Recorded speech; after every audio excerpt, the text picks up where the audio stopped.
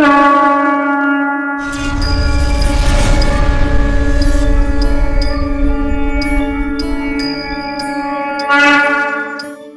श्री राम। सनातन धर्म की जय हो। आज हम बात करेंगे हमारे सनातन की माता के बारे में, जिसे केवल माता का स्थान ही नहीं बल्कि इनकी सेवा और दर्शन करने से सभी देव प्रसन्न हो उठते हैं। जी हाँ, हम बात कर रहे हैं गौ माता की। हमारे सनातन में ही सभी पशु पक्षियों, वृक्ष, नदियों एवं पर्वतों को विशेष स्थान दिया गया है और उनकी अर्चना भी की जाती है। यही नहीं, हम तो इसी आधार पर पृथ्वी, नदी, देवियों आदि को भी माता कहकर पुकारते हैं, जिससे हम सदा उनके प्रति आदर और कृतज्ञता का भाव रख सकें। वैदिक काल में गाय को किस नाम से पुकारते थे? कपिला, गौतमी, सुरभि, गोमती, नंदिनी, श्यामा, वैष्णवी, मंगला, सर्ववासिनी, महादेवी, सिंधु अवतरणी, सरस्वती, त्रिवेणी, लक्ष्मी, गौरी, विदेही, अन्नपूर्णा, कौशल्या, देवकी, गोपालिनी, धेनु, सुरभि, पयस्विनी, गो आदि होते हैं। आइए जानते हैं गाय से जुड़े कुछ चौंकाने वाले तथ्यों के बारे में। गाय के दूध, काउ मिल्क में 7 एमिनो एसिड के प्रोटीन पाए जाते हैं, जिससे हड्डियों का रोग नहीं होता है। सनातन धर्म में गाय को मां तुल्य कहा जाता है। इसी कारण वैदिक काल के ऐसे बहुत सारे सम्राट हुए हैं जिन्होंने अपने कार्यकाल में गौवध पर कड़े दंड का कानून था। शिरोमणि महाराजा रणजीत सिंह जी ने अपने शासनकाल में गौ हत्या पर मृत्यु दंड का कानून बनाया था।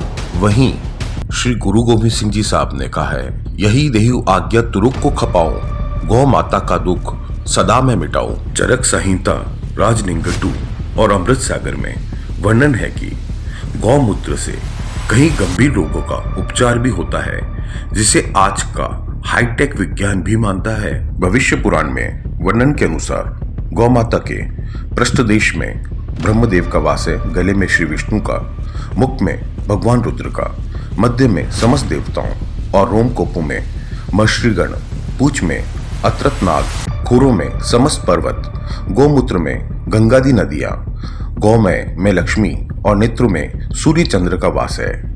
इसी कारण गौ माता को सर्वदेवमयी कहा गया है। देसी गाय का घी नाक में डालने से बाल झड़ना समाप्त होकर नए बाल आने लगते हैं।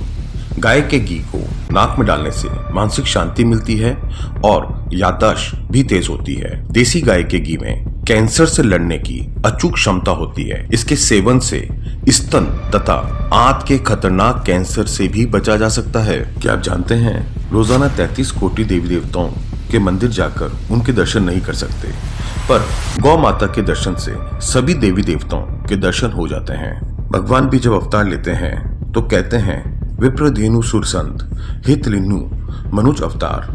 गाय में सभी 33 प्रकार के देवी देवताओं का निवास है। तभी हमारे सनातन समाज में सुबह सबसे पहले गौग्रास निकालने की अति प्राचीन प्रथा है। स्पर्श कर लेने मात्र से ही गौ माता मनुष्य के सारे पापों को नष्ट कर सकती है। गौ माता की सेवा के लिए ही भगवान कृष्ण ने गोकुल में अवतार लिया था। गौ माता का दूध अमृत समान है। इसका उदाहरण मित्रों, भारत के प्रसिद्ध गुरुद्वारा श्री हरमंदिर साहिब स्वर्ण मंदिर को प्रतिदिन दूध से ही धोया जाता है। उसके बाद ही विशेष पूजा अर्चना करी जाती है।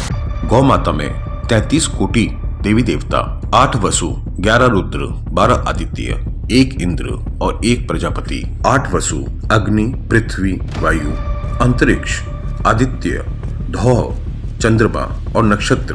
11 रुद्र प्राण, अपान, व्यान, समान, उदान, नाग, कुर्म, कृकल, देवदत्त, धनंजय और 11वां जीवात्मा। 12 आदित्य, 12 महीनों के नाम, इंद्र, बिजूली, प्रजापति, यज्ञ। हमारे संत कबीर क्या कहते हैं गौ माता के बारे में? तुलसी वृक्ष न जानिए, गाय न जानिए ढोर, माता पिता मनुष्य न जानिए, ये तीनों नंद किशोर। अर्थात तुलसी को कभी वृक्ष न समझें, गाय को कभी पशु न समझें तथा माता पिता को कभी मनुष्य न समझें, क्योंकि ये तीनों साक्षात भगवान का रूप हैं। जो प्राप्त है पर्याप्त है। योग करें, स्वस्थ रहें, प्रसन्न रहें, वृक्षारोपण करें, विश्व का कल्याण हो। जय श्री राम। सनातन धर्म की जय हो।